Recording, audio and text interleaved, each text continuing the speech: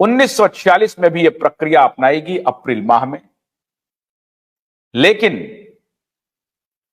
सबने नॉमिनेशन किया, मौलाना आजाद ने भी नॉमिनेशन किया, क्योंकि मौलाना आजाद 2-3 टर्म तक लगातार कांग्रेस के प्रेसिडेंट थे, 1940 से लेकर के 1946 तक, और उनकी इच्छा थी कि वो एक बार और चुने जाएं।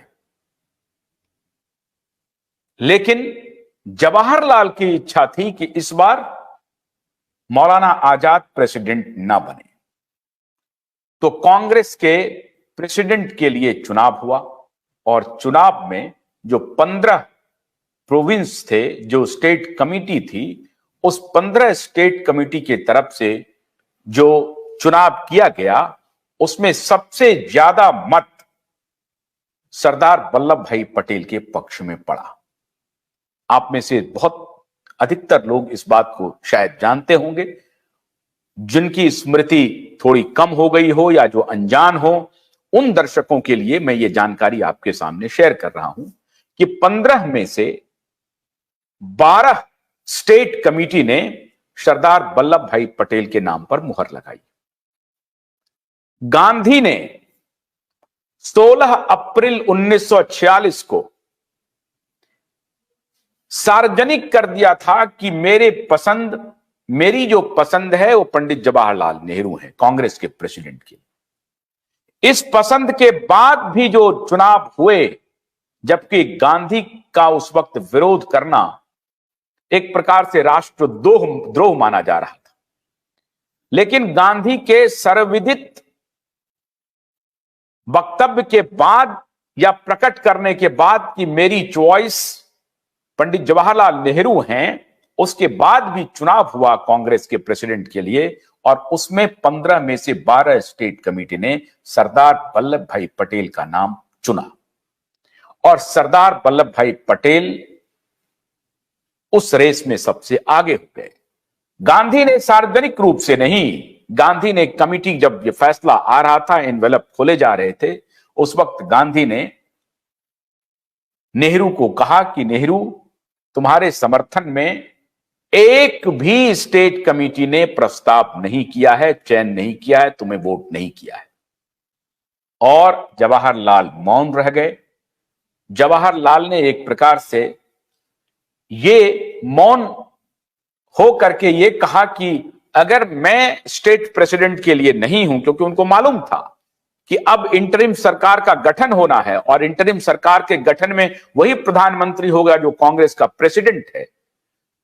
ऐसे में अगर मैं प्रेसिडेंट नहीं बनता हूं तो मैं प्रधानमंत्री भी नहीं बनूंगा, और अगर मैं प्रधानमंत्री नहीं बनूंगा तो फिर किसी प्रधानमंत्री के अधीन उस कैबिनेट में मैं नहीं रहूंगा। मतलब जवाहरलाल नेहरू को टॉप पोस्ट ही चाहिए था। इस बात को छुपाया गया, काफी दिनों तक छुपाया गया। यह कहा जाता रहा कि यूनानिमस चॉइस थे पंडित जवाहरलाल नेहरू, ऐसा नहीं था। बाद में यह भी दलीलें दी गई कि जो दूसरे वर्किंग कमेटी के जो और दूसरे सदस्य थे, उनकी चॉइस नेहरू थी। लेकिन सच बात यह है कि जो स्टेट कमिटियां होती थी, वही कमिटी प्रेसिडेंट को इलेक्ट करती थी, और उन कमिटी में से 12 कमिटियों ने सरदार वल्लभ भाई पटेल के पक्ष में फैसला दिया था। अप्रैल 1946 में, मई 1946 में कांग्रेस की पहली गलती हुई, और सरदार वल्लभ भाई पटेल को अपना नाम वापस लेना पड़ा। गांधी ने कहा कि आप वापस ले लीजिए।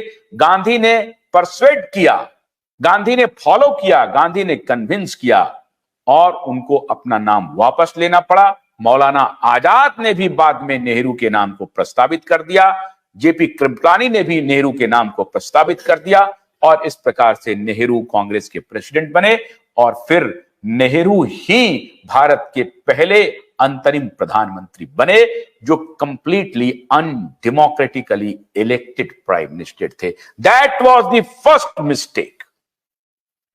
कांग्रेस की पहली गलती हुई जब इनर डेमोक्रेसी की हत्या हो गई। सवाल उठा सकते हैं आप नेहरू और पटेल के व्यक्तित्व पर, लेकिन अगर आप जनतंत्र में चुनाव को महत्वपूर्ण मानते हैं और उनके विजडम को आप महत्व देते हैं, तो यह काम पहली दफा कांग्रेस ने एक प्रकार से ब्रूटल हत्या की अपने जनतांत्रिक मूल्यों की, और उस पर गांधी का एकाधिकार चला, और गांधी ने जिनको चुना वही इस देश का प्रधानमंत्री हुआ। सवाल यह नहीं है कि गांधी का चयन सही था, गलत था, गांधी क्या सोच रहे थे। हमारा सिर्फ आपसे यह कहना है कि जिस डेमोक्रेटिक वैल्यू की बात हम सभी करते हैं सार्वजनिक जीवन में, वहां कांग्रेस ने उसी डेमोक्रेटिक वैल्यू की पहली हत्या की। एक बात और जानिए, 15 वर्ष सरदार पटेल नेहरू से बड़े थे और इसमें अलग अलग बातें हुई, और उस वक्त के स्टॉलवर्ट लीडर बाबू राजेंद्र प्रसाद जी ने क्या कहा कि गांधी ने एक बार फिर का मतलब हुआ 1929, 1936, 1937 और उसके बाद 1946।